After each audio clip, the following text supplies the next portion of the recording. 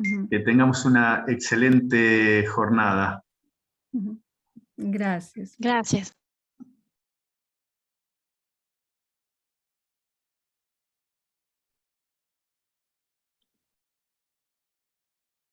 Apagamos cámara para empezar, ¿no? Sí, y creo que ya Sí, por estamos favor, bien. cámara ese micrófono.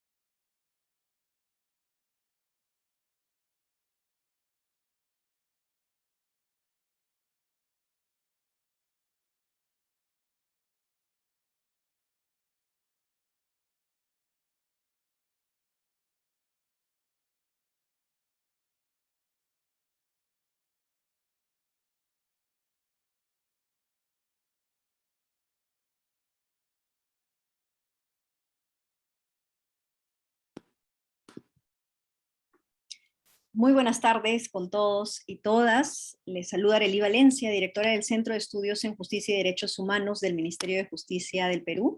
En nombre del Ministro de Justicia y Derechos Humanos, Félix Chero Medina, les damos la más cordial bienvenida a una nueva edición de los martes de Justicia y Derechos. Este es un espacio que ofrece el Ministerio de Justicia a toda la ciudadanía para contribuir con la educación en temas de derechos humanos y acceso a la justicia. Se ha constituido como el aula descentralizada de mayor alcance nacional y también internacional. Queremos agradecer conjuntamente al proyecto Bridge de la Organización Internacional del Trabajo, bajo la dirección de la doctora Teresa Torres, y a la Inter-American Bar Association, a través de su secretaria general, la doctora Lourdes Scafi, y Leonardo Espinza, presidente del Comité de Recursos Naturales y Protección al Medio Ambiente de la FIA, por la alianza interinstitucional para realizar las conferencias de este mes. La conferencia del día de hoy se titula Justicia Ambiental, retos para erradicar la discriminación y asegurar la tutela efectiva de derechos. Esta conferencia tiene por objeto reflexionar sobre los desafíos para asegurar el acceso a la justicia ambiental y eliminar la discriminación estructural a través de comparar y contrastar experiencias exitosas y también casos emblemáticos en la región. El panel de esta tarde está compuesto por destacadas y destacados especialistas internacionales en temas de derecho constitucional y protección del medio ambiente como derecho humano. Saludamos en ese sentido y agradecemos la presencia de María Sofía Sagüez, quien nos acompaña desde Argentina, Paula Pérez Benítez desde México y Daniel Sumalavia desde el Perú. Cada expositor o expositora tendrá 25 minutos para presentar su exposición. Damos inicio entonces al programa con la exposición de María Sofía Sagüez desde Argentina. Ella va a presentar el tema Tutela Ambiental y Discriminación, lineamientos de los procesos estructurales. Sofía Sagüez es doctora en Derecho por la Pontificia Universidad Católica de Argentina, máster en Derecho por la Universidad Georgetown de los Estados Unidos, profesora de Derecho Constitucional de la Facultad de Derecho de la Universidad de Buenos Aires y actualmente es profesora titular de Derecho Constitucional de la Universidad Católica de Argentina y adjunta regular de Derecho Constitucional por la Facultad de Derecho de la Universidad de Buenos Aires. Muy buenas tardes, doctora Sagüez, es un gusto tenerla como siempre en el Perú y particularmente dentro de la plataforma virtual del Ministerio de Justicia en el aula descentralizada. Gracias por estar aquí. Al contrario, el agradecimiento es mío, la oportunidad de trabajar estos temas que tanto nos convocan, tanto la justicia ambiental como la erradicación de la discriminación y la tutela judicial efectiva. Es realmente un placer para mí trabajar con ustedes en estos puntos. Y yendo en concreto a la vinculación de los temas que me convocaron a tratar, que es la tutela ambiental y la lucha contra la discriminación, quisiera comenzar con un concepto que es ampliamente conocido por todos, que es como la discriminación y la tutela ambiental se encuentran íntimamente relacionados, y cómo esto se plasma de manera muy clara en el Acuerdo de Escazú, como ha sido mencionado por Antonio Guterres, secretario general de la ONU, que señaló que este acuerdo coloca a la igualdad en el centro del desarrollo sostenible. Y eso lo tenemos tanto en el prólogo como con el principio de no discriminación, como el artículo numeral E, que refiere a las personas o grupos de personas en situación de vulnerabilidad, y el artículo 8º, numeral 5, que refiere específicamente a la exigencia de hacer efectivo el acceso a la justicia, teniendo en cuenta las necesidades de personas o grupos en situación de vulnerabilidad. Esto nos obliga a pensar, a preguntarnos, a acercarnos, ¿de qué hablamos cuando hablamos de igualdad y tutela ambiental? ¿Cuáles son los conceptos de igualdad que están imbricados en esta tutela ambiental que está presente, por ejemplo, en este instrumento internacional como el Acuerdo de Escazú? Y la vinculación específica que se encuentra es que la tutela ambiental se centra, como hemos desarrollado y como se ha conocido, en la noción de desarrollo sostenible. Este desarrollo sostenible que exige, en forma equilibrada e integrada, la ponderación de sus tres dimensiones: la dimensión económica, la dimensión social y la dimensión ambiental.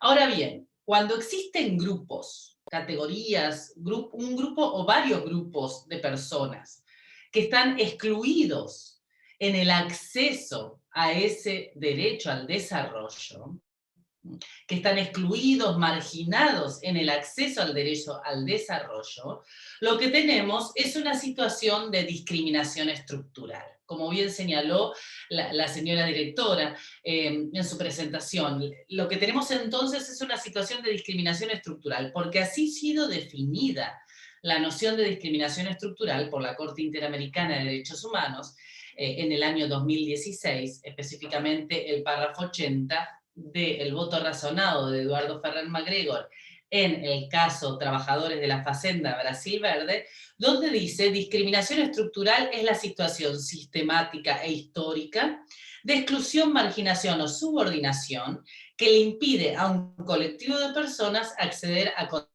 condiciones básicas de desarrollo.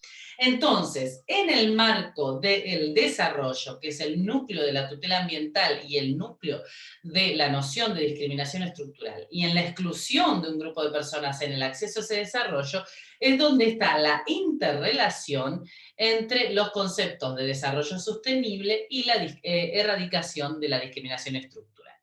Recordemos que dentro del concepto de desarrollo sostenible vamos a tener incluido el crecimiento económico sostenido e inclusivo, el desarrollo social y la protección del medio ambiente. Y en la erradicación de la discriminación estructural vamos a tener también incluida la discriminación estructural por condición socioeconómica, la pobreza como causal de discriminación, como fue señalado también por la Corte en su mayoría, en el caso Trabajadores de la Facenda Brasil Verde, y fue enfatizado específicamente por Eduardo Ferrer en su voto razonado, y luego fue reiterado por la Corte en su mayoría en el caso de Trabajadores de Fuegos Artificiales. Entonces tenemos estos dos conceptos, desarrollo sostenible y discriminación estructural como la no exclusión en el acceso al desarrollo, que se autodeterminan y que de alguna manera se referencian recíprocamente. Por eso, la tutela ambiental, en general, asume a la problemática de la discriminación como tema propio. Pero lo hace partiendo no de cualquier concepto de discriminación, ni del concepto originario y germinal de discriminación, sino de la noción de discriminación estructural. La existencia de grupos marginados, excluidos y sometidos.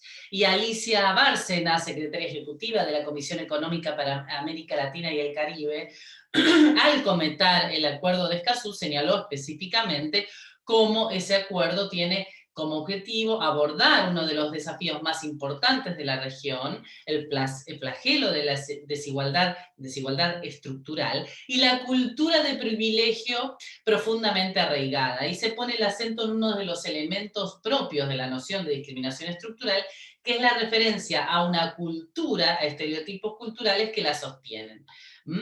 Y como de esa manera el acuerdo nos da herramientas para apostar a la recuperación económica en un ambiente sano sobre la base de un modelo de desarrollo más justo, sostenible e inclusivo. Entonces, para el análisis de la erradicación de la discriminación en el marco de la justicia ambiental, es importante partir de aquellos elementos, aquellos conceptos que se han construido en torno a la noción de discriminación estructural por el orden regional de derechos humanos y proyectarlos en este caso, el tema específico sobre el que yo quería tratar, los procesos ambientales y los procesos relativos a la discriminación estructural. Por ello, es importante reflexionar y preguntarnos qué significa, qué implica concebir a la igualdad en su dimensión estructural. La noción de igualdad estructural o de no discriminación estructural es una noción superadora de las categorías clásicas que hoy consideraríamos insuficientes del concepto de igualdad. No es que sean contradictorias, no es que se enfrenten a sí mismas, se lo señaló la Corte Interamericana, son conceptos que actúan de alguna manera articuladamente, pero se han visto superados por la noción de discriminación estructural. Lo que permite la noción de discriminación estructural es justamente tener en cuenta aquellos aspectos, aquella causalidad compleja que perpetúa, que cristaliza, que generaliza, que sistematiza una situación de exclusión o de discriminación de un grupo. Por eso decimos que la noción de discriminación estructural permite ver el bosque y no solamente el árbol. Permite, a partir de la violación específica de algunas víctimas o de algún grupo de víctimas, a partir de violaciones específicas e individualizadas, adoptar la perspectiva, tener en cuenta el marco, el escenario, la atmósfera. Todas estas son palabras que ha utilizado la Corte Interamericana al referir a discriminación estructural, y tener en cuenta entonces el bosque, la causalidad compleja, la causalidad policéntrica que sostiene y perpetúa la exclusión de determinadas personas o grupos de personas en el acceso al desarrollo. Y los anteriores conceptos que se manejaban de igualdad no permitían realmente comprender este escenario. Recordemos que tradicionalmente se concebía a la igualdad con una matriz formal, esa igualdad ante la ley, que exigía la neutralidad del Estado, y que el Estado debía ser ciego frente a las diferencias. Ese concepto de igualdad formal, como explica la Corte en el caso trabajadores de la fábrica de fuegos artificiales, se vio superado por la noción de, o una perspectiva sustancial o material de la igualdad, que permite, frente a determinada categoría de sujetos que se encuentran en una situación específica de vulnerabilidad, generar un tratamiento más generoso, un tratamiento más tuitivo, un tratamiento específico. Y aparecen entonces las categorías de sujetos con tutela constitucional o convencional preferente.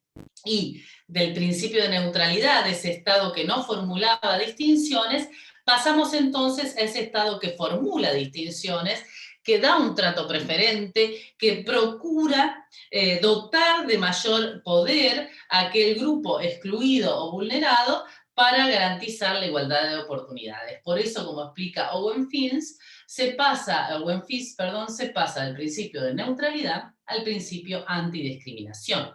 Y justamente esa situación en que se encontraban estos grupos, que eran considerados sujetos de tutela constitucional o convencional preferente, era una situación de vulnerabilidad que generaba por parte de los estados la obligación de adoptar acciones positivas para garantizar la igualdad material o sustancial.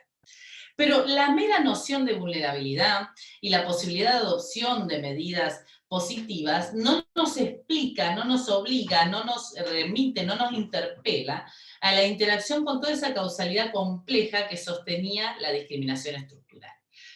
La noción de igualdad material, la noción de igualdad sustancial implicó notoriamente un avance, implicó la posibilidad de acceder a una tutela acorde a determinadas víctimas, a determinadas personas, pero seguía sin interactuar, seguía sin ponderar, seguía ciega a aquel conjunto imbrincado de causalidades que hace que los grupos de personas continúen siendo excluidos en el goce de sus derechos. Vamos a encontrar, la Corte Interamericana desarrolló, y en este sentido encontramos paralelismos también en el sistema europeo, otras categorías que tienen que ver con la igualdad y que también contribuyen a una dimensión adecuada de la vulnerabilidad, a una visibilización adecuada de la vulnerabilidad. Podríamos mencionar tres: la discriminación fáctica o indirecta, la discriminación múltiple y la discriminación interseccional. Estas tres categorías contribuyen con la noción de discriminación estructural. La discriminación fáctica o indirecta desprende la mirada de la mera norma, de la mera ley, y dice: puede existir una afectación al concepto de igualdad frente a normas o leyes generales que pueden no parecer discriminatorias, pero que en su proyección a los hechos resultan discriminatorias, a pesar de la neutralidad legislativa. Esa es la noción de discriminación fáctica e indirecta. Puede haber una discriminación, no en la ley, pero sí en su aplicación práctica. Y esto es muy importante porque, como señala Eduardo Ferrer MacGregor, en general la discriminación estructural es fáctica, es indirecta, no está en la norma, está en la aplicación, en la proyección, en la aplicación. Los otros dos conceptos, la discriminación múltiple o la discriminación interseccional, parten de concebir la interacción conjunta de distintos factores de vulnerabilidad. Condiciones como edad, sexo, situación de pobreza, discapacidad, salud, raza, falta de educación, condición de migrante, todos estos elementos pueden confluir de manera intercalada, generando que determinadas prácticas, ya sea estatales o privadas, particulares, generen en este grupo de personas un impacto desproporcionado. Esto lo vemos en varios pronunciamientos de la Corte Interamericana, ya desde el 2010, en el caso Liu versus Ecuador, por ejemplo, una aplicación concreta. Entonces, la confluencia de distintos factores de vulnerabilidad lo que hace es generar un impacto desproporcionado de determinada práctica. Y finalmente, la noción de discriminación interseccional lo que sostiene es que cuando se da esta confluencia de los distintos factores de discriminación en un caso determinado, lo que se genera, o cuando interactúan estos distintos factores de discriminación, estos factores interactúan de manera conjunta y simultánea, de modo tal que resultan indisociables, porque generan un nuevo tipo específico de discriminación que no podría entenderse a partir de una visión aislada de cada factor. No vamos a entender la situación de una niña perteneciente a una comunidad originaria en situación de pobreza, con problemas de salud y con escasa educación formal, si analizamos cada uno de estos factores por aislado. Necesitamos interpretarlos de manera articulada para comprender la situación específica, la naturaleza específica de la discriminación que padece esta persona. Entonces tenemos que la noción originaria de igualdad formal se multiplicó, igualdad material, discriminación fáctica, discriminación múltiple y discriminación interseccional. Todas estas nuevas dimensiones de igualdad nos permiten acercarnos de una manera más solvente a la tutela de los derechos de personas en situación de vulnerabilidad. Pero igualmente dan una visión limitada, porque dan una visión aislada, una visión concretizada en cada persona, una visión islotada de islas, un delta de víctimas. Pero no nos permite entender por qué ese delta de víctimas se perpetúa, se cristaliza, se sistematiza. Y allí aparece la noción de discriminación estructural que entonces entiende a esas víctimas a la luz del conjunto de causas, del conjunto imbrincado, complejo de causas que generan esa situación estructural, sistemática, generalizada de exclusión y de marginación. Por eso el elemento medular, el elemento novedoso que da la discriminación estructural es que parte de una idea de violación de derechos a escala, siempre hay una vulneración de intereses de manera sistémica o estructural, aunque no siempre homogénea. No estamos hablando aquí de un solo matiz en la violación del derecho, puede haber distintos matices, pero sostenido por la misma causalidad compleja. Ese es el elemento que determina la noción de la violación estructural de derechos y la discriminación estructural. La existencia de múltiples causas que se entrelazan entre sí. Por eso se habla de una causa fuente policéntrica. Y se explica que la causa fuente policéntrica lo que tiene son muchos puntos de tensión que sostienen esa red. Se utiliza el ejemplo de la red, de la telaraña o del puente, porque está sostenido por muchos puntos de tensión. Son muchísimas las causas que generan una situación de discriminación estructural. Entonces, cuando un proceso atiende solamente a una de las causas, puede desarticular una de las tensiones, pero la red, la discriminación estructural, se mantiene, sobrevive, permanece inerte. ¿Cuánto vemos en Latinoamérica procesos donde se tutela los derechos de la mujer o los derechos de una persona en situación socioeconómica desaventajada al acceso a la vivienda o el acceso a la salud, pero el problema estructural permanece? La violencia estructural contra la mujer permanece, la situación estructural de pobreza como exclusión permanece. ¿Por qué? Porque atendemos la respuesta aislada. La respuesta aísla, pero no se atacan la causalidad compleja, imbrincada y policéntrica que sostiene esa discriminación estructural. Y la Corte Interamericana pone el acento en el desarrollo jurisprudencial que analiza de que la discriminación estructural obliga a los estados a adoptar medidas que tengan vocación transformadora de esa situación. Esto es lo que sostiene la Corte Interamericana, y es allí donde pone el acento en los remedios. ¿Cómo deben ser los remedios? Las garantías. Los remedios y garantías que se desarrollen en los estados tienen que tener vocación transformadora de esta situación. Pero voy a aprovechar unos minutitos para dar un pequeño análisis de cuáles fueron los hitos de la Corte Interamericana en el reconocimiento de la discriminación estructural y cuáles son los conceptos que desprende de estos y cuáles se vinculan con la tutela ambiental de manera marcada. Vamos a encontrar que en un principio, en el año 2000, 2003, la Corte deja ya de abandonar ese análisis islotado de la víctima, ese análisis circunstanciado de la víctima, para pasar a analizar el contexto. No es que abandona el análisis de la víctima, sino que entiende a la víctima en un contexto. El mirar el contexto, el acercar la mirada hacia el contexto. Y fíjense que ya a partir del año 2002 vamos a encontrar la valoración de aspectos estructurales, en particular una lectura amplia del contexto histórico, del contexto temporal, geográfico, en los casos donde se presentan patrones de discriminación. Entonces, esperemos, abandona la mirada solamente a la víctima y empieza a tratar de encontrar el bosque, el contexto histórico, temporal, geográfico que permite identificar patrones de discriminación.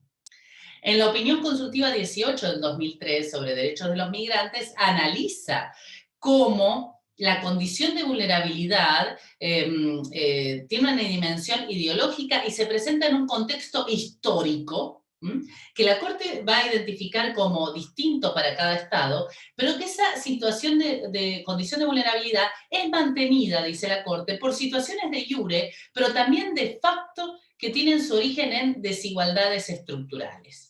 Esta idea de que haya elementos fácticos que sostienen desigualdades estructurales aparece entonces en la opinión consultiva del 18 al 2003. Pero es en el famoso caso Campo Algodonero donde la Corte utiliza por primera vez la categoría de la discriminación estructural. No la define, la utiliza en la sección reparaciones.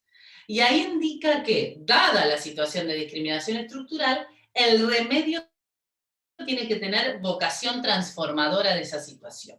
El remedio va a implicar una política pública que va a tener que tener vocación transformadora de esa situación. Generalmente se utilizan como elementos con fuerte vocación transformadora los cursos de capacitación, de formación, de concientización, pero también una política pública, por ejemplo, que genere oportunidades laborales, como en el caso de fábricas de fuegos artificiales. Un punto que a mí me interesa analizar porque se vincula con la tutela ambiental es el problema cultural. Porque el elemento que señala la Corte Interamericana en el caso Campo Algodonero es la existencia de una cultura de discriminación. Recuerden este elemento del elemento cultural que fue ponderado en el Acuerdo de Escazú, ¿no?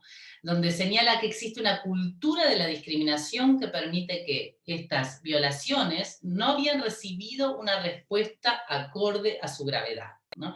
Y frente a la existencia de esta cultura de discriminación y discriminación estructural que era conocida por el Estado, la falta de acción del Estado genera responsabilidad internacional. Eso lo vamos a ver en el 2009 en el caso Campo Algodonero, y después lo vamos a encontrar similarmente en el caso contra Chile, donde analiza también la cultura de la discriminación contra las minorías y la necesidad de desarticular minorías sexuales y la necesidad de desarticular los estereotipos culturales de discriminación.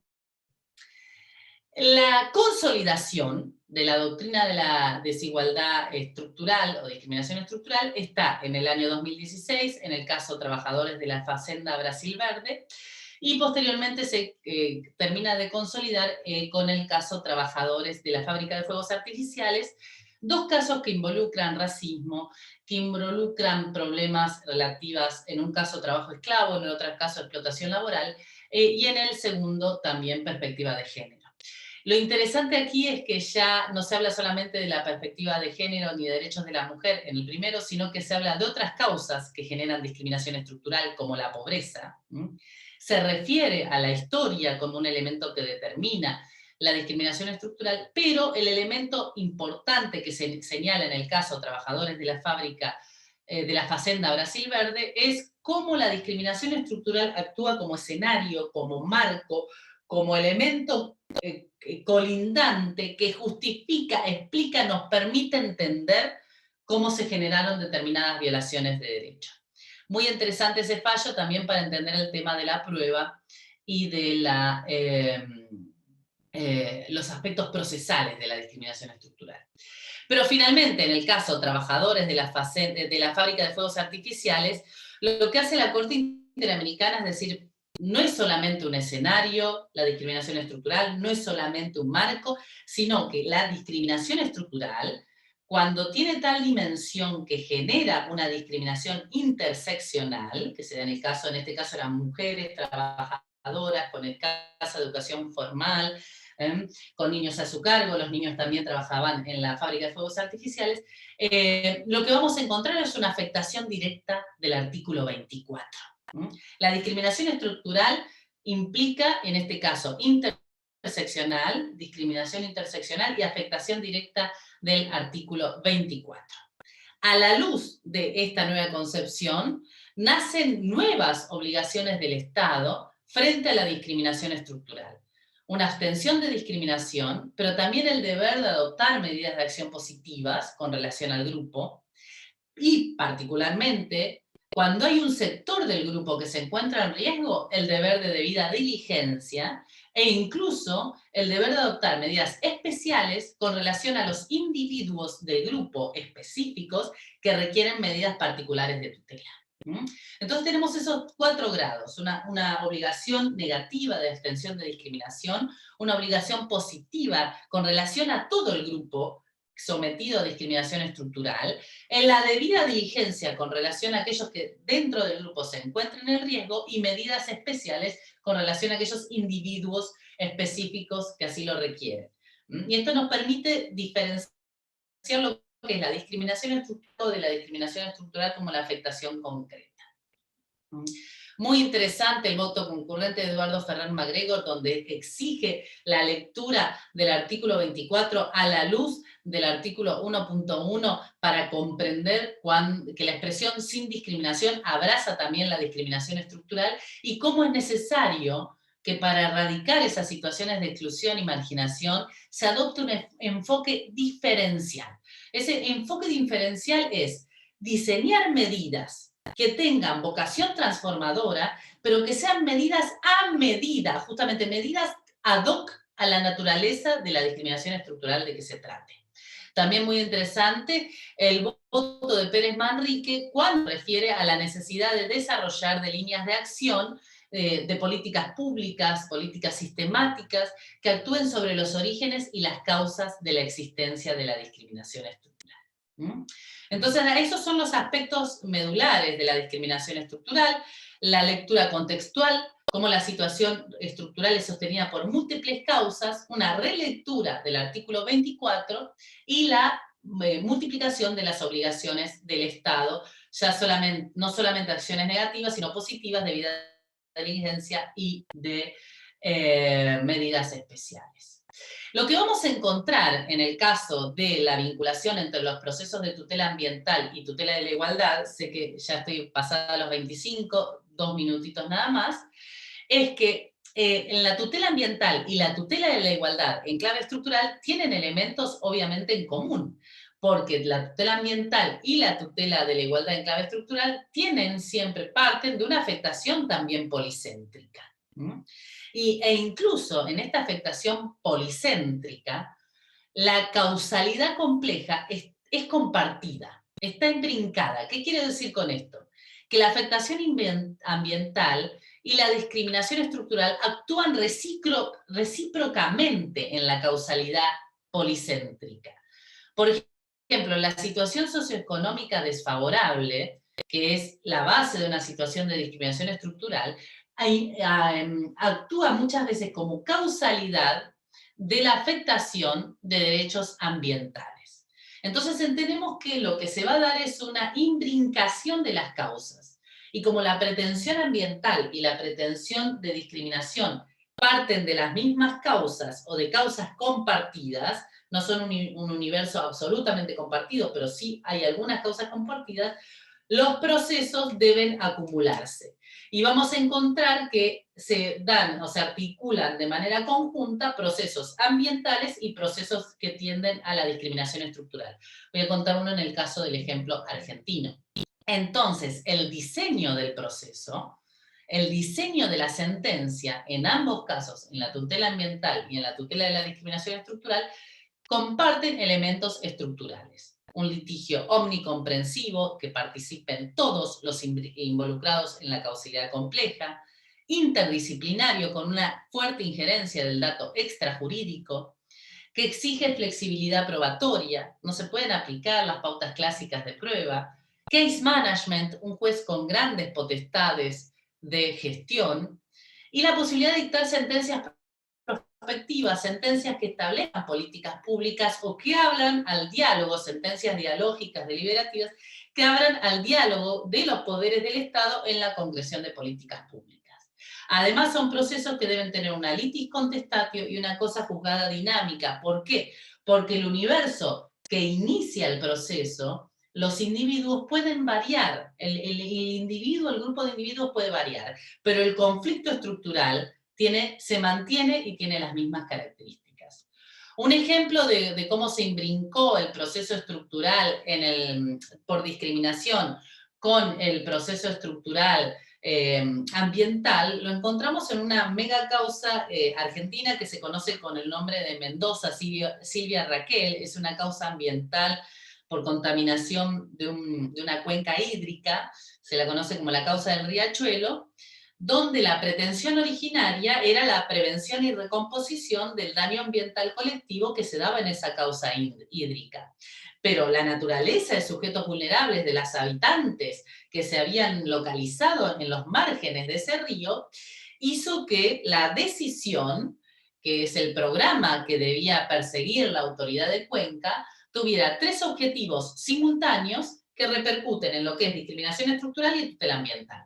El primer objetivo era la mejora de la calidad de vida de los habitantes de la cuenca y el segundo objetivo era la recomposición del ambiente de la cuenca en todos sus componentes. Finalmente, el tercer objetivo era la prevención de daños con suficiente razonable grado de predicción.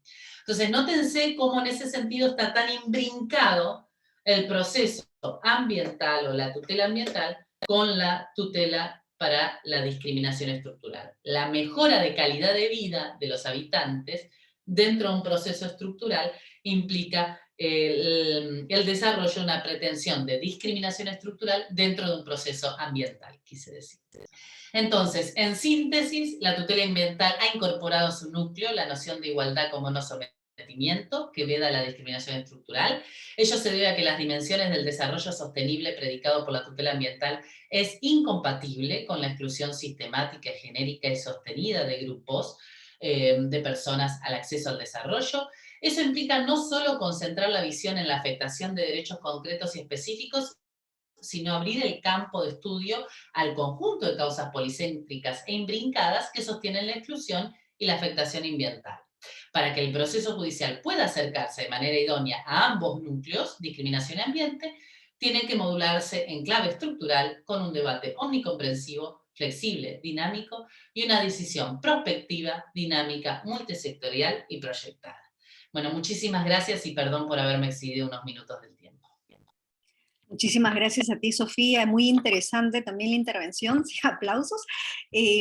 Sobre todo porque nos planteas, ¿no?, la necesidad, no solamente en la enseñanza del derecho, sino también la forma como razonan jueces, magistrados, de ya pasar a un segundo nivel del entendimiento del concepto de igualdad y de la afectación de la igualdad, pasar, ¿no?, de esa tradicional entendimiento de la violación de derechos desde las consecuencias, ¿no?, el identificación de víctimas, victimarios y el resarcimiento, sino ir a un paso más allá, identificación de causas que tienen que ver con las estructuras sociales, políticas, económicas y los desbalances de poder.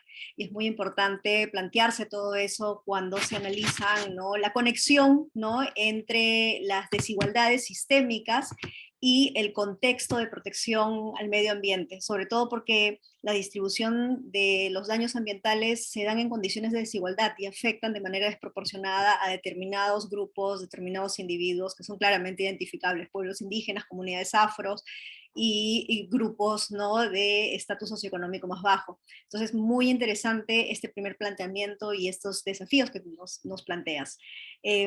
Gracias, Sofía, y ahora damos pase a nuestro segundo expositor, Daniel Sumalavia, de Perú. Él va a exponer Enfoque Intercultural en el Acceso a la Justicia Ambiental. Daniel es magíster en estudios legales internacionales con especialización en Derecho Ambiental Internacional por la American University de Washington, Estados Unidos, abogado por la Pontificia Universidad Católica del Perú, y actualmente se desempeña como consultor en temas socioambientales y de género en América Latina y el Caribe, y trabaja para organizaciones internacionales como el Banco Mundial, la OEA y el Task Force Interamericano para el Liderazgo de las Mujeres, y también en el Ministerio de Cultura del Perú. Muy buenas tardes, Daniel, un gusto tenerte aquí. Muy buenas tardes y muchas gracias por la invitación. Quiero agradecer, bueno, particularmente al Ministerio de Justicia y Derechos Humanos, a la OIT y al proyecto RICHIA y a la FIA por poder participar de este espacio, y además poder participar luego de la intervención de Sofía, que ha sido muy esclarecedora y muy importante en este análisis de cómo se ha ido evolucionando en los conceptos desde el análisis jurídico.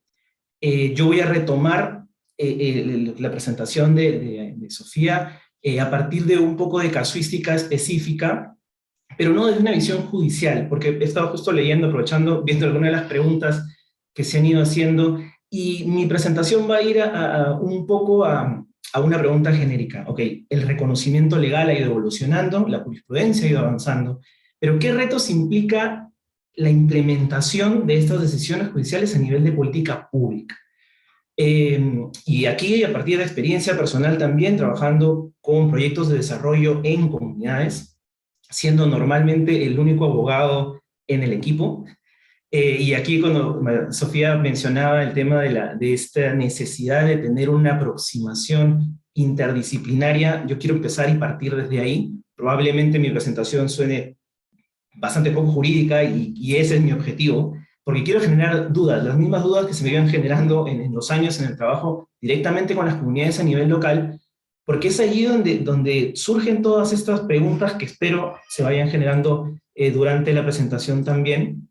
Voy a compartir un momento la pantalla y solamente la presentación voy a tratar de pasar muy rápidamente por la información que está aquí. Espero que luego podamos compartir la presentación solamente para dar un marco de información que creo que es importante, a partir del enfoque intercultural, pero específicamente en el caso de la cuenca amazónica.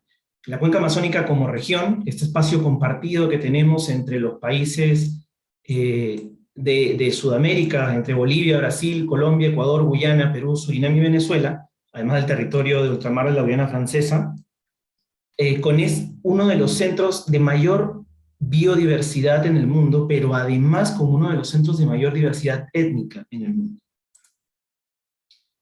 La cuenca amazónica como tal incluye casi el 40% de la selva tropical que queda en el mundo. Estamos hablando de 7.5 millones de kilómetros cuadrados, con la concentración de la mayor biodiversidad conocida en el mundo. Casi todas las especies, el 10% de la biodiversidad que ya se conoce en el mundo, son endémicas y están en la Amazonía, pero también son recursos que están en peligro debido a todas las amenazas y presiones que se presentan con ese territorio. Se habla del mayor repositorio de biodiversidad de especies de plantas, de mamíferos, de peces. Este ejemplo siempre nos hace un poco sensibles a cómo nuestra Amazonía, nosotros como países amazónicos, en el caso del Perú, tiene un impacto a nivel global, y ese impacto a nivel global ha sido probado por la ciencia a partir de que la humedad generada dentro de la propia Amazonía, que es una fuente de la lluvia de la zona amazónica, puede llegar tan lejos como la mitad de la costa oeste de Estados Unidos. Entonces, una lluvia en Los Ángeles puede ser humedad generada en la Amazonía. Son 9 horas en avión, ya esas 9 horas de humedad vuelan en el aire a través de la atmósfera para llegar a la lluvia al otro lado del continente. Y esto me parece importante porque a partir de un solo elemento como el agua, como la lluvia, podemos tal vez materializar el impacto que puede tener positivamente conservar nuestra Amazonía, como decía Sofía también, de ver el bosque. Bueno, este es un gran bosque el que tenemos que ver, pero también el impacto que puede tener perder esa diversidad. Este mes particularmente es un mes que creo que junta mucho de los temas. Sé que estamos reunidos además alrededor del Día Internacional de la Eliminación de la Discriminación Racial, el día 21, pero el día 21 de marzo es también el Día Internacional de los Bosques.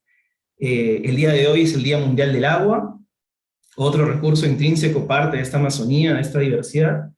Y obviamente el 8 de marzo se celebró el día, se recordó la lucha del Día de la Mujer.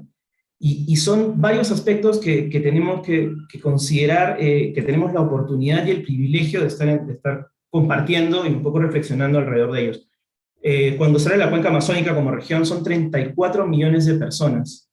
34 millones de personas cuyos medios de vida y subsistencia están vinculadas justamente con ese bosque y con esos ríos, con los recursos del bosque y del agua.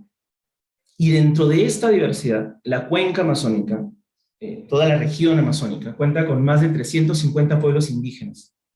Para el caso particular del Perú, la Amazonía peruana es la segunda extensión, es el segundo territorio nacional con mayor extensión de Amazonía, luego el Brasil, son 968.000 kilómetros cuadrados, y la población indígena en la Amazonía peruana son cerca de 333.000 habitantes, en una región con baja densidad poblacional, o sea, en extensión del territorio hay menor cantidad de personas por kilómetro cuadrado, pero hay una diversidad étnica sumamente importante, de 55 pueblos indígenas que reconoce el Estado peruano, 51 de ellos están en la Amazonía. Y aquí una de las regiones con mayor diversidad de población indígena es la región del departamento de Loreto, del cual es mi familia y por eso hago un particular hincapié en esta región, además de haber estudiado en escuela 4 años en Loreto, pero debo decir tristemente que de la diversidad étnica de pueblos indígenas en la región Loreto durante, o sea, y puedo decirlo en primera persona, en la escuela, no recibí información más allá de la mención del pueblo Cocama, Cocamiria, por su cercanía en el comercio, digamos, de artesanía. Pero más allá de eso, no tenía y no recibí el acceso de información sobre la diversidad étnica hasta que empecé a trabajar directamente en temas socioambientales, y esto es preocupante. Es preocupante cómo esa diversidad no está presente en las escuelas. No está presente en las escuelas de los departamentos en las cuales es mayoritaria. Ya de allí pensar, yo no tuve la situación de estudiar en Lima, pero me imagino que si no se hace en Loreto es un poco más complejo que en las escuelas a nivel de capitales esta información se comparte. Y aquí un aspecto que también va muy vinculado a los temas de acceso en general, y particularmente en los sistemas judiciales, es la lengua. El reconocimiento de las lenguas indígenas ha sido un reconocimiento que también ha sido progresivo. Si nosotros, tal vez 1 o 2 generaciones hacia atrás, se hablaba de dialectos, como minimizando un poco el espacio de la lengua, y se justificaba, y esto ya ha sido superado por lingüistas, que era porque no tenían escritura, cosa que no es real, porque en realidad la diferencia entre una lengua y un dialecto es las variantes. El español, por ejemplo, es una lengua, mientras que los dialectos sería el español del Perú, porque es una adaptación de esa regla lingüística al lugar particular. Esto genera situaciones divertidas a veces cuando hablamos con una colega argentina o mexicana en este caso, cuando hay palabras similares con significados diferentes que nos pueden llevar a bastantes confusiones.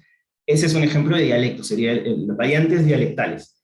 Estamos hablando entonces de 44 lenguas distintas, 44 formas distintas de comunicarse, con un importante peso en la oralidad. Entonces, cuando se diseña la política pública, no quiero extender del tiempo tampoco, cuando estamos diseñando la política pública, cuando estamos pensando en los procesos judiciales, y aquí Sofía en final hizo unas reflexiones vinculadas con esta participación de todas y todos en estos espacios, estos son el tipo de consideraciones que se deben tocar a nivel del caso particular, de entender esa diversidad, y cómo estamos facilitando el acceso a personas que hablan una lengua distinta, cómo estamos dándole privilegio a la oralidad en los procesos judiciales, por ejemplo, pero también en los trámites administrativos, en casos muy particulares para regiones, departamentos en los que hay población indígena en su mayoría. ¿Cómo estamos tomando en cuenta estos aspectos? Y ha habido avances, efectivamente, en el caso peruano, ha habido un importante avance en la política de lenguas, por ejemplo, el reconocimiento de las lenguas indígenas en un registro de intérpretes, pero todavía falta mucho por además comprender esa aproximación cultural. Y eso es algo que exige, y aquí como abogados, abogadas, que exige un trabajo interdisciplinario. O sea, esto no lo vamos a aprender solo reunidos entre colegas.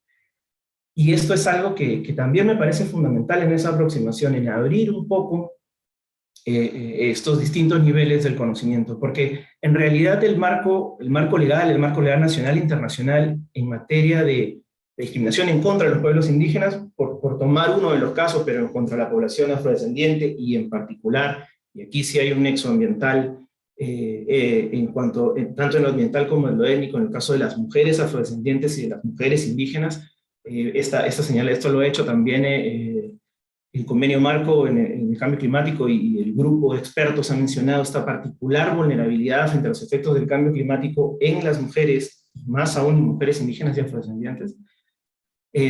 Es uno de los aspectos que la norma lo tiene bastante desarrollado a partir de un poco el marco que nos ha ido contando también Sofía, pero que presenta un gran reto en la implementación, en la aplicación, y es aquí donde yo quiero hacer énfasis durante estos minutos que quedan. El ODS reconoce la reducción de las desigualdades para poblaciones vulnerables, siendo los pueblos indígenas uno de ellos claramente, y hay efectivamente dentro de esta discriminación estructural que mencionaba también Sofía, es encontrar las causas que generan estas estructuras, que van más allá de los casos particulares, y en muchos casos discursos de odio dirigidos específicamente a estos grupos vulnerables. Y aquí otro componente que también es fundamental es no solamente pensar en relación con la población indígena de nuestras regiones en el Perú, sino también en cuanto a la migración.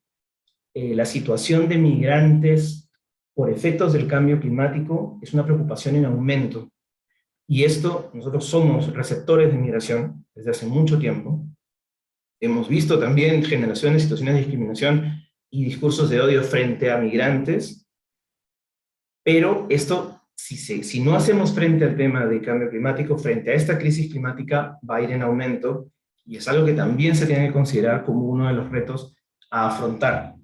Dejo un poco el marco normativo que hace la vinculación, además desde la discriminación racial, la xenofobia y otras formas de intolerancia en los distintos marcos legislativos. La Declaración Americana de Derechos de los Pueblos Indígenas lo tiene, pero además hace esta conexión que les menciono con el tema de igualdad de género y el caso particular de las mujeres indígenas, el Convenio Internacional de Eliminación de todas las formas de discriminación, y aquí también en el desarrollo y las discusiones alrededor de esta convención, otro concepto muy extendido es la existencia de razas, cuando en realidad lo que existe es una diversidad técnica, y cómo existe el racismo porque se refuerza en una idea inexistente de razas, para de alguna forma validar las estructuras, y aquí otra vez vuelve el concepto de estructuras, las estructuras que justifican esta discriminación, y que son procesos que se deben deconstruir, procesos en los cuales debemos ser conscientes que hemos sido criados generacionalmente bajo una estructura, además de bajo una visión cultural particular. Esto, el etnocentrismo que se llama, es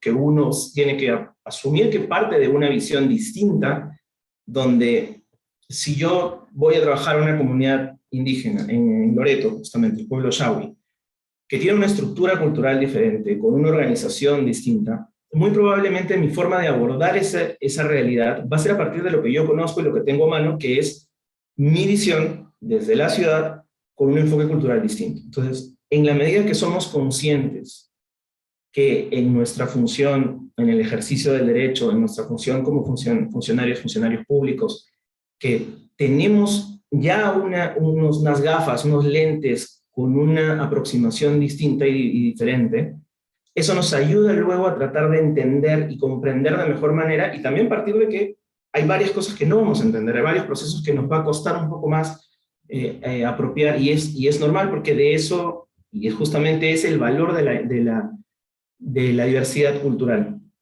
Creo que esta oportunidad de construcción, de diálogo, generar este tipo de espacios, es fundamental para eso. Espero y sé que hay 400 personas conectadas, muchos de ellos son estudiantes, y creo que las aulas son un espacio en donde este tipo de discusiones se debe tener como foco, como partir también de entender ciertos privilegios que podemos tener, y cómo estos privilegios pueden sesgar nuestra comprensión y nuestra aproximación. Porque luego eso se refleja también en la política, en el ejercicio de la política, en el ejercicio de la función judicial. O sea, están también presentes, es imposible separar uno del otro. Entonces, creo que como les decía, quería generar muchas más preguntas que respuestas.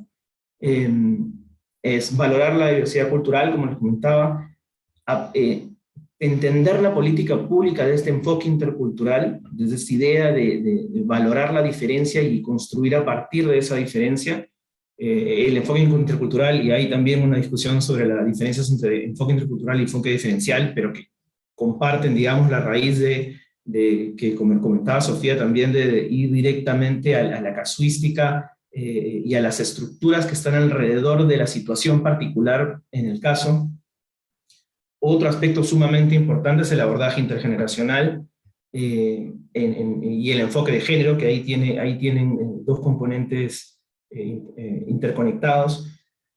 También este abordaje interseccional, que como decía, y nuevamente la presentación de Sofía me sirvió de marco para poder aprovechar un poco más con ciertos detalles en esto, porque en la situación particular, como les decía, de mujeres, además mujeres indígenas, además mujeres en situación de pobreza, además en algunos casos son, por ejemplo, mujer indígena en situación de pobreza con discapacidad.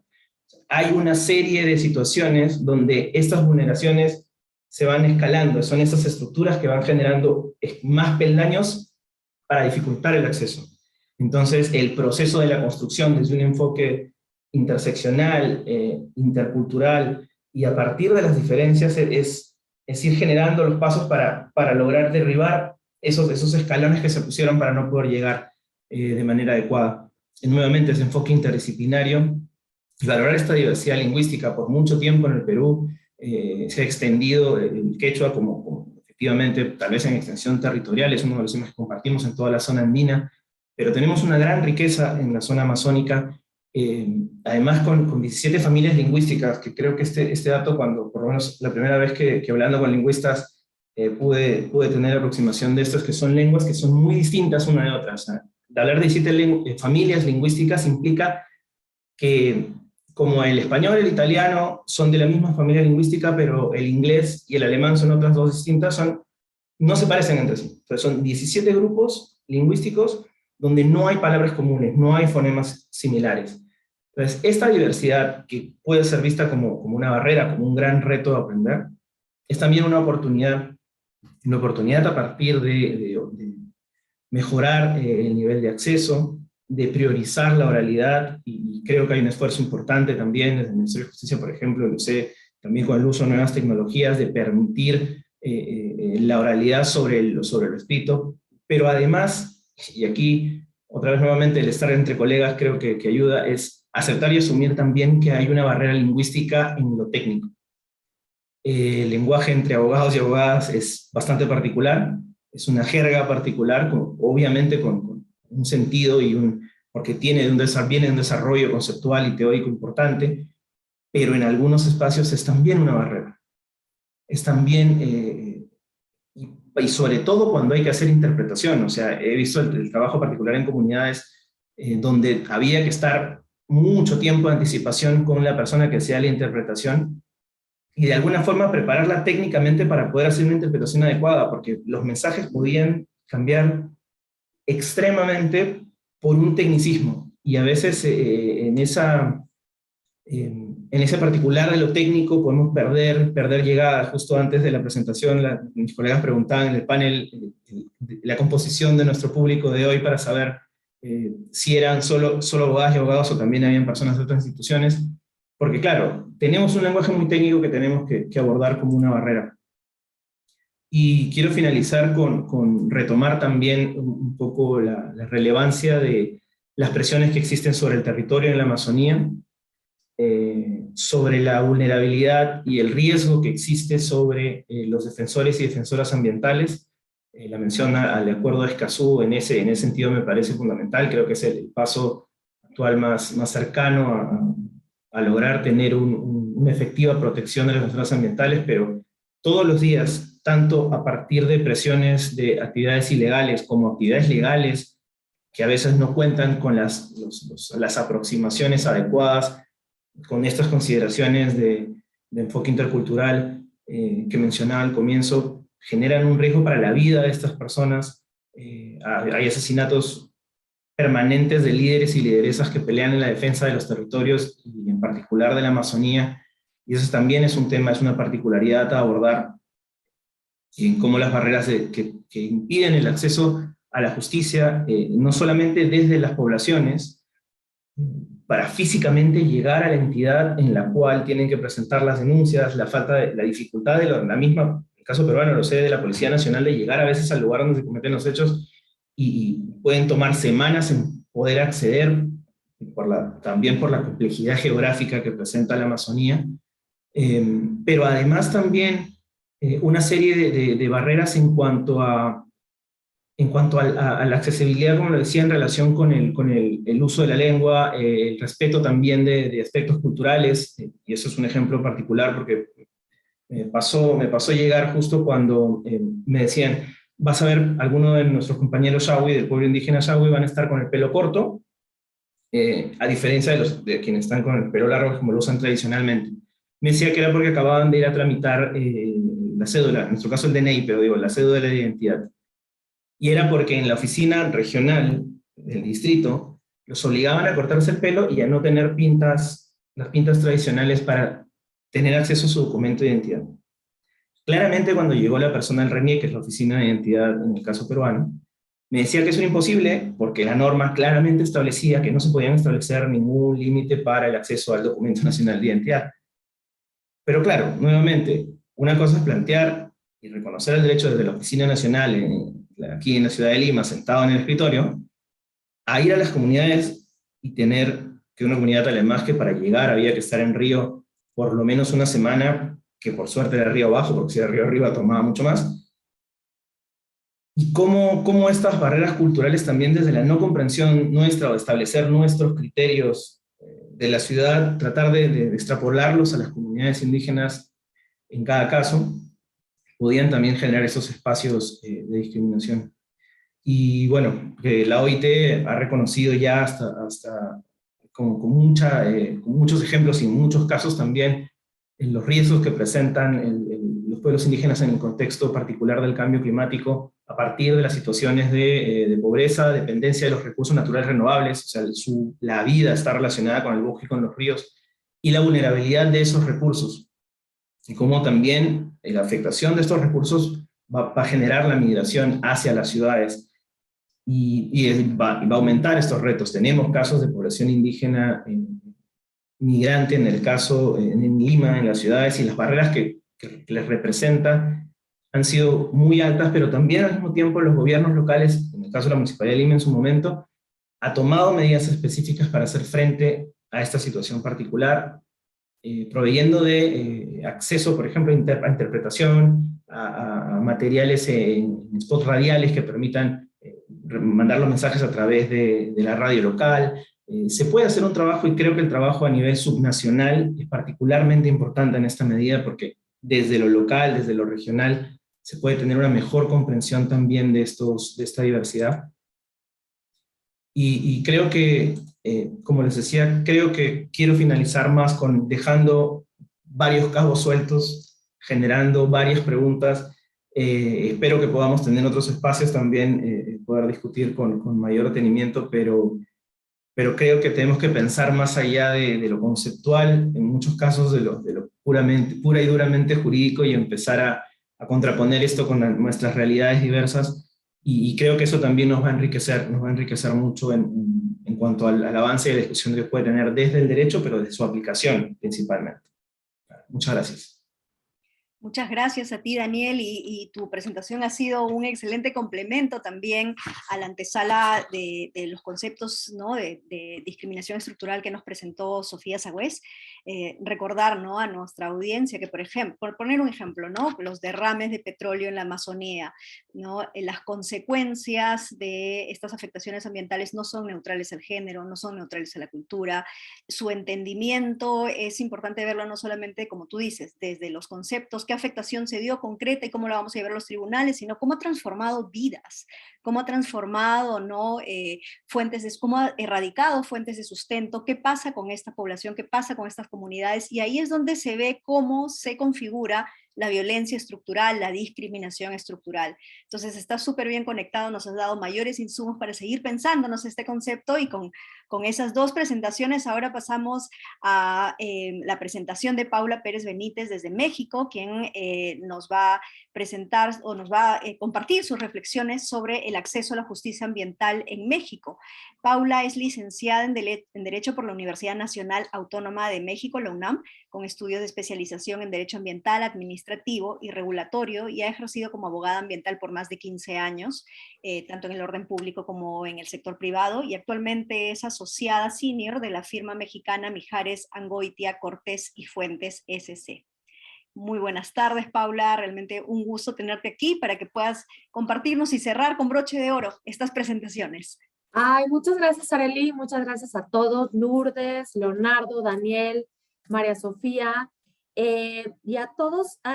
Realmente creo, y mis copanelistas estarán de acuerdo, que estos temas nos dan para que este conversatorio durara 2-3 horas, ¿no? Y creo que la participación de todos los que se inscribieron y todos los que están aquí escuchando y han escuchado tan atinadas ponencias como de Sofía y de Daniel, tenemos muchas preguntas, me encantaría o nos encantaría tener las respuestas para todos ustedes, pero bueno, creo que así como lo comentaban Sofía y Daniel, a mí me gustaría platicarles un poco de la realidad, perdón, de la realidad del caso mexicano y cómo hemos visto que muchas veces esta tutela efectiva del derecho a un medio ambiente sano o la discriminación en razón de no solo socioeconómica, sino de etnia, de ubicación geográfica,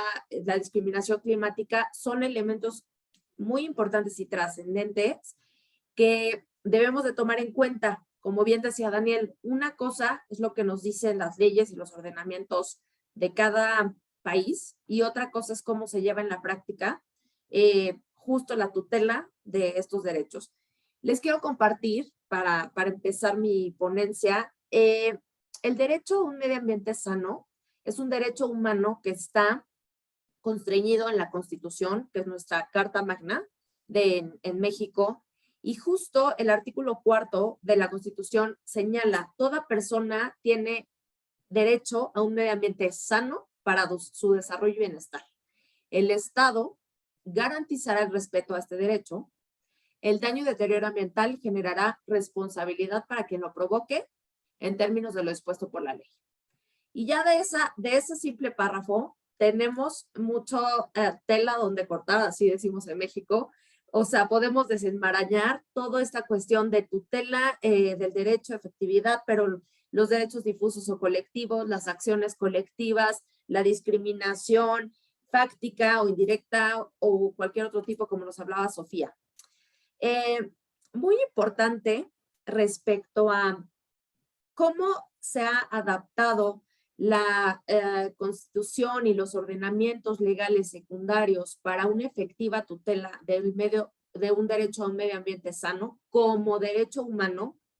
Se han hecho muchos esfuerzos en México desde la parte legislativa para desarrollar legislación secundaria como la Ley Federal de Responsabilidad Ambiental, y a su vez la legislación estatal. Hay muchos estados ya que tienen es una ley de responsabilidad ambiental estatal, justo porque es muy importante preservar el derecho de los individuos al medio ambiente sano y el derecho, obviamente, de la responsabilidad ambiental ante algún daño ambiental, sea culposo, sea doloso. Hablamos de responsabilidad subjetiva u objetiva. La manera en que se maneja en México la protección de este derecho es una fórmula residual en la cual la Constitución, lo que no es materia federal, se está destinado o es competencia de los estados y de los municipios. Entonces tenemos 3 órdenes de gobierno en los cuales debería ser suficiente para garantizar este derecho. ¿Y qué pasa en la realidad? Muchas veces estamos desde, como bien lo decía Daniel, no es lo mismo yo por ejemplo, que estoy en una firma de abogados y que nuestros clientes generalmente son compañías que tienen acceso a consultores legales, técnicos y demás, a través de la destinación de ciertos recursos o de cierto presupuesto de las compañías a alguna vulneración de derechos de una comunidad indígena. Y hace rato que estaba escuchando cuántas comunidades había en Perú, dije, bueno, o sea, es sorprendente. Nosotros en México creemos que tenemos muchas comunidades, pero realmente es una parte del gran universo, ¿no?, que existe en Latinoamérica. Y como decía, tal vez nos debería de bastar, ¿no? ¿Qué ha pronunciado y qué ha dicho la Corte Mexicana, la Suprema Corte de Justicia de la Nación al respecto? Si bien, y un poco dentro de la búsqueda que hice en específico de este tema para poderles platicar de esta ponencia el día de hoy, me encuentro que está poco estudiada por nuestra Corte respecto a cómo se debe de garantizar el derecho humano a un medio ambiente sano. Porque no es que nos haya hablado y no es que haya textos de la academia y no es que haya tesis y demás. Sin embargo, que creo que sigue faltando un conector clave, el cómo pasar de un texto a ejecutarlo en la realidad para que todos tengamos ese acceso. No solo unas compañías, no solo unas ONGs, no solo los legitimados de alguna acción colectiva, ¿no? La Corte nos dice que derivado de la importancia de hacer eficaz de manera horizontal este derecho humano, se tiene una obligación correlativa de su cuidado y respeto, no solo para las autoridades, sino también para los gobernados. Y aquí me salta una pregunta que me gustaría que comentáramos. Eso quisiera decir que yo como individuo, ciudadana mexicana, estoy a la vez obligado a la par de una autoridad para salvaguardar mi derecho a un medio ambiente sano, o bien necesito que haya las estructuras, tanto autoridades como presupuestales y demás, procuradurías efectivas o tribunales especializados para que yo como ciudadana pueda acceder a que se ejercite mi derecho, a ejercitar mi derecho y que se salvaguarde. Creo que puede haber comentarios y respuestas de cualquier orden o de cualquier panorama, pero pues realmente esto es uno de los puntos como reflexión, ¿no? ¿A quién le toca esto? ¿De quién es la tutela primogénea? ¿Solo a las autoridades, a los gobiernos? ¿O a todos como individuos y seres humanos que son una de las partes receptoras de este derecho, pero también que debemos y tenemos la obligación de proteger los recursos naturales, el medio ambiente, la industria, el impacto ambiental, todas las emisiones y demás para todos estos procesos del sector industrial o las actividades económicas, ¿no?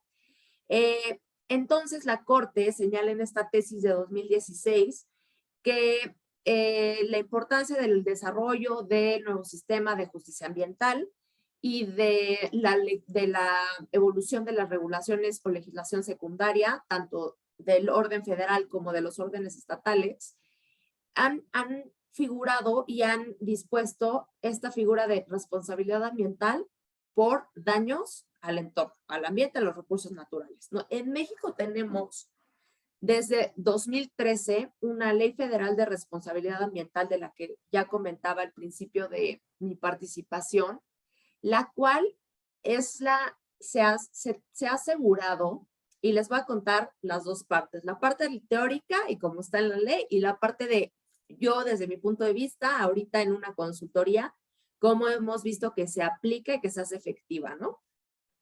La parte teórica, esta ley se promulga y se publica en 2013, posterior a una reforma constitucional que es la que les comentaba del derecho al medio ambiente sano, no adecuado, sano, para el bienestar y desarrollo. Sin embargo, desde el punto de vista de las autoridades, por ejemplo, nosotros en la Procuraduría Federal de Protección al Ambiente, las inspecciones y las visitas que se realizaban no se fundamentaban en esta ley de responsabilidad ambiental, porque faltaba capacitación, porque faltaba este mecanismo de cómo accionar a las autoridades para, si bien ahí está el instrumento legal que les estaba otorgando el Congreso mexicano, no existía cómo bajarlo para su aplicación en pues su día a día, ¿no? Y en las funciones que tiene la Profepa, la Procuraduría. Ahora bien, desde el lado, eso pues por supuesto que a la parte tal vez de industria y a los consultores privados beneficiaba. Sin embargo, ¿qué pasa con todas estas comunidades, con todas estas organizaciones no gubernamentales o con todos estos actores de los derechos difusos y de los derechos colectivos? Si bien se veían ya representados y estaban legitimados, porque esta ley justo lo que hizo fue, tú no solo tienes interés jurídico, sino también tienes interés legítimo si reúnes ABC, ¿no? Ciertas características para accionar el mecanismo de responsabilidad ambiental por un daño que tenga una consecuencia y que afecte a tu comunidad, a tu persona, a los recursos naturales, etc. Pero durante muchos años existió esta falta, como les digo, de capacitación, de conocimiento y de cómo llevar a cabo, cómo accionar en verdad todos estos recursos que daba la ley. Una cosa es tenerlo ya promulgado, publicado y vigente, y otra cosa fue pues cómo instrumentarlo a lo largo de los años. Afortunadamente, y no obstante, en la época política ambiental que estamos viviendo en México, se ha logrado que esta ley y la responsabilidad ambiental, las denuncias en materia penal ambiental, se hagan de forma oficiosa por parte de las procuradurías, no solo la Procuraduría Federal, las procuradurías estatales, y que se les dé voz a todos estos grupos, comunidades y actores menos beneficiados para efectos de ejercer su derecho al medio ambiente sano. También la Corte se ha pronunciado respecto a, y este es otro problema u otro reto, no me gusta decir problemas, otro reto u otra área de oportunidad para la justicia ambiental y la tutela efectiva de este derecho humano, ¿no? Que es cómo se va a hacer, si bien el derecho humano al ambiente, al medio ambiente, tiene una dimensión individual, porque sabemos que tu persona puede ser vulnerado en tu vida, en salud, en tu integridad. También tiene la principal dimensión por el tema de cuál es el bien jurídicamente tutelado en el derecho ambiental, es pues la dimensión colectiva, ¿no? Y difusa. ¿Y cómo se va a constituir esto en un interés universal que afecta a generaciones presentes y generaciones futuras? ¿Y cómo se va a tutelar? Y cómo nosotros, los que hoy nos toca estar aquí, del lado de autoridades, del lado de jueces, del lado de abogados, del lado de organismos no gubernamentales y demás, de hacer efectivo y tener los medios para el acceso al sistema judicial ambiental. En México, si bien no existen tribunales especializados, y esto es otro de los temas que se ha visto desde diferentes aristas, si la Secretaría de Medio Ambiente y la Procuraduría Federal son los mismos que te visitan y te inspeccionan en temas de medio ambiente, que también son los que te pueden sancionar y también son los que van a resolver de una primera instancia de un recurso de revisión o algún medio de defensa o de impugnación ante una resolución primaria, ¿cómo son juez y parte?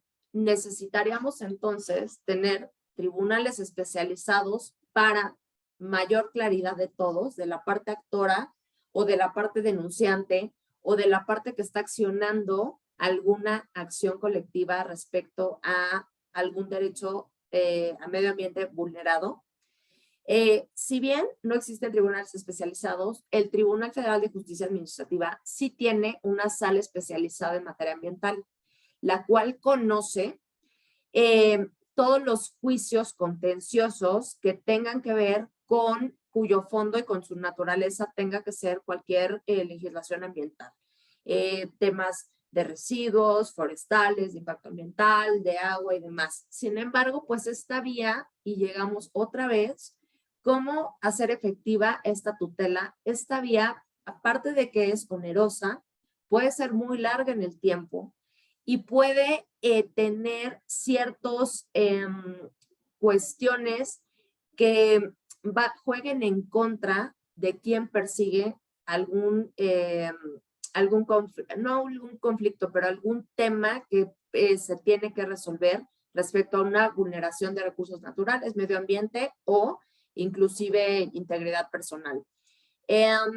Tenemos también, si bien ya platiqué de la Ley Federal de Responsabilidad Ambiental, un repaso pues muy rápido, ¿no? Porque no sé si vamos a tener tiempo para preguntas y un poco ya estamos sobre el tiempo, pero otro de los temas que se ha platicado mucho en el caso de México es cómo hacer que este régimen de responsabilidad ambiental, si bien reconoce el daño que se ocasiona al ambiente, que estos daños son independientes de los daños patrimoniales o de los daños y responsabilidades civil, penal y administrativa inclusive, ¿cómo se puede hacer realmente efectivo, no? Y esta responsabilidad ambiental, pues señala que ante algún daño, ante alguna responsabilidad, sea del tipo objetivo o sea de tipo subjetivo, da igual y es independiente,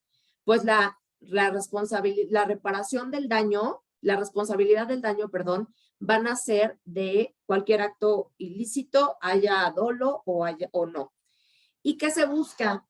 Que se busca pues la reparación, no solo una reparación económica. De hecho, la reparación económica o compensación ambiental es secundaria. Se busca una reparación que se entiende como una restitución al estado base de los recursos o de lo que resultó dañado. Y esto, pues ha sido un problema, ¿no? Que práctico para cómo ejecutarlo. ¿Cómo se van? Si no se tienen las mediciones, si no se tiene la consultoría técnica o la información pública disponible para determinar cuál era el estado base de cierto territorio, de cierto ecosistema o de ciertos servicios ambientales o demás, ¿cómo podemos entonces determinar una reparación adecuada que cubra o no el daño que se causó? Como les decía, el tema de la compensación económica es un tema secundario que también se plantea en esta ley. Cuando no se pueda reparar a ese nivel de estado base, hábitat, ecosistemas o los recursos naturales que resultaron dañados, pues sí se va a implementar mecanismos de compensación económica, además de las sanciones que sean en cada caso. Y me gustaría cerrar mi participación con un tema muy importante respecto a la relatividad de las sentencias en el juicio de amparo en materia ambiental. Porque esto es otra cuestión que también nos trae, que tiene como prioridad la tutela efectiva de este derecho. Ustedes, en México existe el juicio de amparo, que es un juicio, un mecanismo de control constitucional ante la violación de derechos humanos. Y obviamente, el juicio de amparo, al momento de culminar con una sentencia, la sentencia únicamente tiene efectos para quien lo promovió, que es el quejoso. Sin embargo, la Corte se ha pronunciado en alguna tesis de 2018 que el tema ambiental y tan es especial su configuración del derecho al medio ambiente sano que puede exigir inclusive la flexibilización de los distintos principios del juicio de amparo.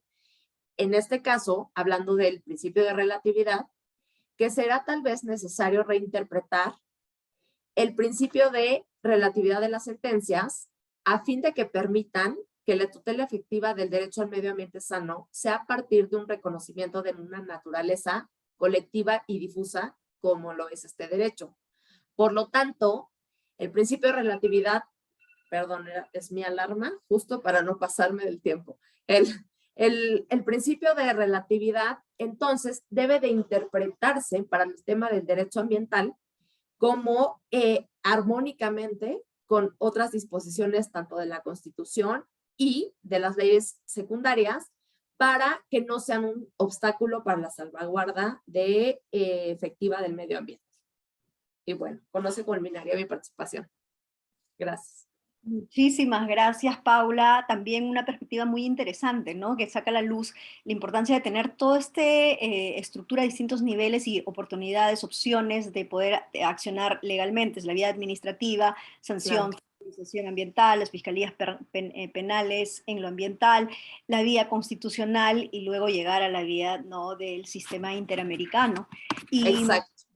Y ahí quisiera también mencionar, justamente cuando mencionabas que todavía no hay como un desarrollo importante, robusto tal vez, que hay un caso que acaba de llevar la Comisión Interamericana de Derechos Humanos ante la Corte, que se ha recibido recientemente en octubre del 2021, y hay que estar atentos todos, es el caso de la comunidad de Nagoya versus Perú, donde la Corte va a tener que pronunciarse sobre los impactos en la salud, la integridad física, la vida de las personas, de los denunciantes, como consecuencia, ¿no?, de los daños ambientales, la contaminación por actividades metalúrgicas, ¿no? Personas que han estado afectadas por altos niveles de plomo, cadmio, arsénico en sangre. Entonces, hacer una sentencia en la que todos los que estamos interesados en temas de protección del medio ambiente y sus consecuencias en la salud de las personas, tenemos que estar atentos cuál va a ser el razonamiento, y si lo ligan con este concepto, ¿no?, de discriminación estructural, porque básicamente eso es lo que hay, ¿no? Entonces es muy importante este tipo de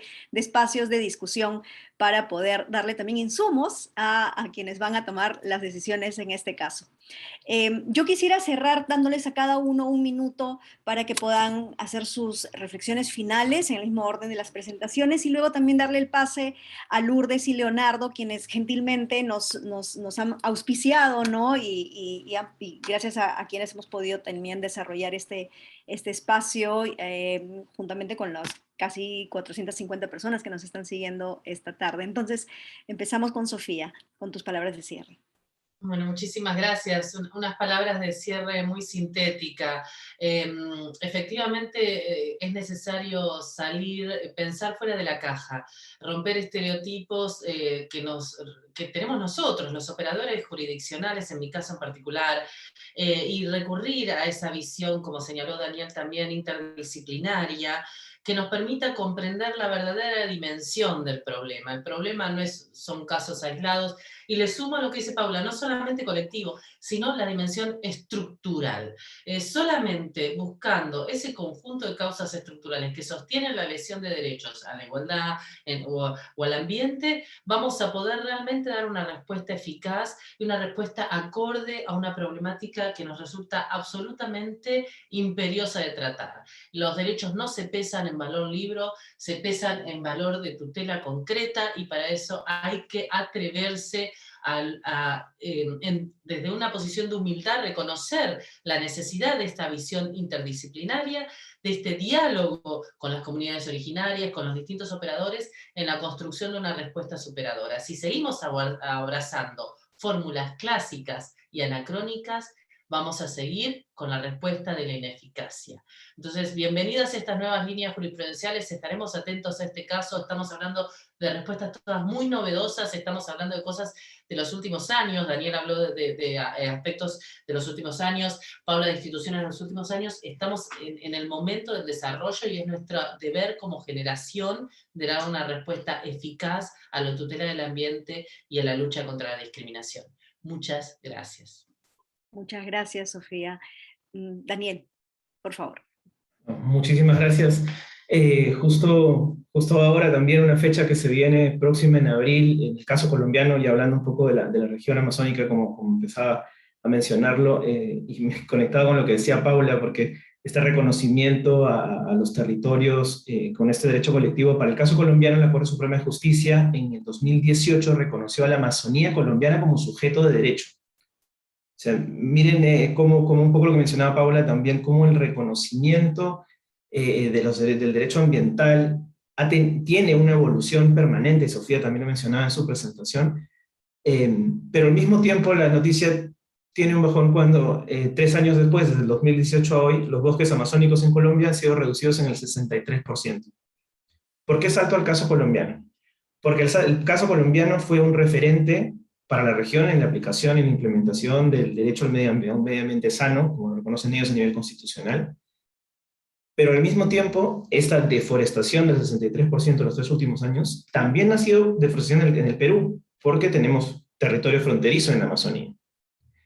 Los pueblos indígenas que viven y dependen de estos territorios también están en ambos países, en los que tenemos pueblos indígenas compartidos en el territorio con Brasil, con Colombia, con Ecuador.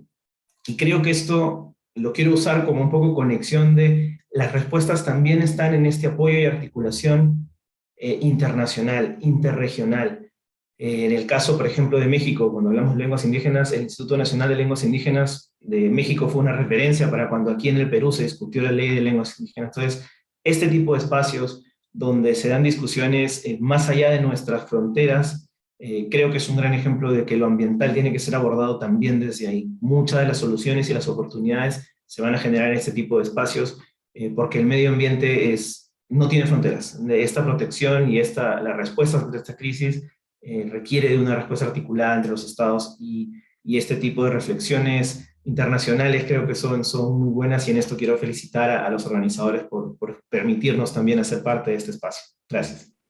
Muchas gracias, Daniel. Bueno, Paula.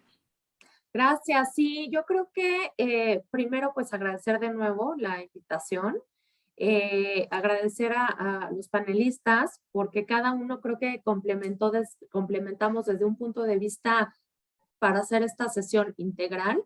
Creo que si bien hay retos, como decía Arely, como decía Sofía, no podemos, es un momento crítico donde necesitamos tener los ojos bien abiertos, necesitamos estar cada quien desde su participación y desde su posición, pues obviamente poner nuestro granito de arena y aunque esto no suene muy romántico y demás, pues realmente no, o sea, es una realidad, ¿no? Que estamos y por supuesto, creo que aunque estamos contra el tiempo, yo creo que pues hay apertura de cada uno.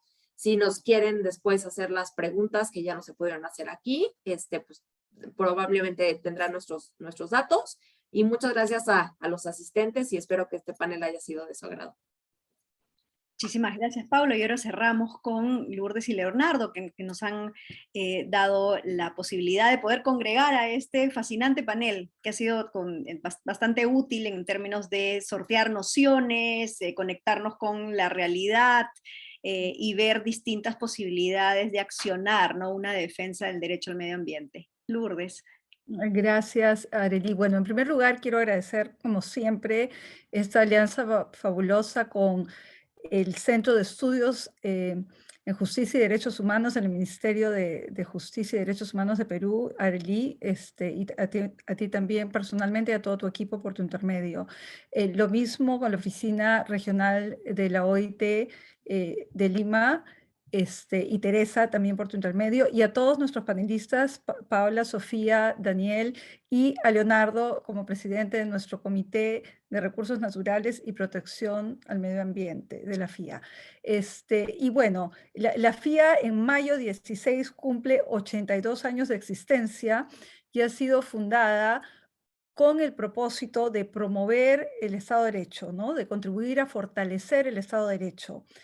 Y esto es importante, estos temas que hemos, digamos, sobre los cuales hemos reflexionado hoy son importantes porque son parte de esa defensa y protección del Estado de Derecho y también de los derechos humanos de las personas, ¿no? Y mencionábamos los 82 años porque ha habido muchos avances de los cuales podemos sentirnos satisfechos, pero también hay que decir que tristemente muchas de las condiciones que estaban presentes en la coyuntura en que se funda la FIA están presentes hoy. ¿no? Entonces, hoy más que nunca es importante toda esta labor que podamos hacer para tratar estos temas y hacer cualquier labor de apostolado, si se quiere, en proteger el Estado de Derecho y los derechos de las personas. Eso es lo que queríamos decir y mil gracias. Y cualquier cosa los invitamos, si quieren informarse más de la FIA, vamos a compartir en el chat la dirección electrónica nuestra.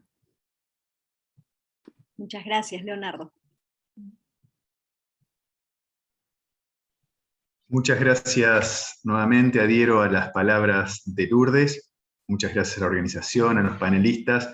Desde el comité me surge nada más una última reflexión, que los tiempos que vivimos, hemos recorrido desde Argentina, pasando por la cuenca de la Amazonía hasta México, y vemos que los problemas son comunes, que es una de las pocas ramas del derecho que ofrece una solución universal a un problema transnacional, y que en ese marco el Estado de Derecho es fundamental en el marco de la sensibilidad que podamos tener todos los operadores del derecho, desde los abogados para detectar la problemática y transmitir como corresponde la petición al sistema judicial, y al sistema judicial absorberlo, y como bien remarcó Sofía, que haya cortes que tengan sentencias proactivas, que ofrezcan planes de remediación, que ofrezcan soluciones y que sean reales, que no se queden en una disquisición teórica de lo que la ley y las constituciones y la convencionalidad dicen, sino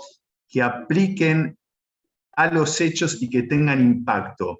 Necesitamos que el paradigma del derecho ambiental, del sistema ambiental, transforme también a los operadores para que sepamos ver la vulnerabilidad, sepamos ver la problemática estructural para poder ayudar a resolver en pos de lo que necesitan los sectores vulnerables y no lo que un texto indica o lo que una sentencia puede llegar a decir o no decir. Si una sentencia es correctamente aplicada, pero no tiene impacto en los sectores vulnerables, no habrá justicia y el Estado de Derecho no lo podremos consolidar. Muy bien dicho, Leonardo. Y si puedo agregar un detalle a eso, es justicia ambiental, pero es justicia a secas, porque este tema ambiental cruza todo, ¿no? Cruza los temas anticorrupción, cruza temas de derechos fundamentales, cruza temas de prevenir el trabajo forzoso, cruza temas de tala ilegal, entonces cruza realmente todo, ¿no? Y esa es un poco la lucha constante que como abogados debemos tratar de tener, tanto desde el sector público como del sector privado, porque también hay un componente de intersección en todo el tema de negocios y derechos humanos, ¿no? De Business and Human Rights. Solo eso, sorry que no queríamos dejar de mencionar eso porque nos parece muy importante, y lo que también tocaron todos los panelistas y mencionó Daniel, que no es solo un tema de derecho, es un tema de cultura, es un tema de entendimiento de la inter y multiculturalidad. Eso es fundamental. A veces los abogados nos disculpamos cuando hacemos alguna referencia a algo que no es estrictamente jurídico, pero realmente lo jurídico está a disposición de un fenómeno y una realidad que trata de regular y trata de armonizar, ¿no? Entonces, realmente tenemos que, al contrario, ver más lo no puramente jurídico, el aspecto no puramente jurídico de lo que estudiamos, para poder entenderlo y generar mejores políticas públicas también, y normas. Gracias. Y gracias a todos los participantes. Sorry. Gracias Leonardo, gracias Teresa, Daniel, Sofía y Paula. Y bueno, hasta una siguiente oportunidad en otro martes de Justicia y Derechos desde el Ministerio de Justicia de Perú, el aula descentralizada de mayor alcance a nivel nacional. Nos vemos en las siguientes ediciones. Muy buenas tardes con todos y todas y gracias por estar aquí.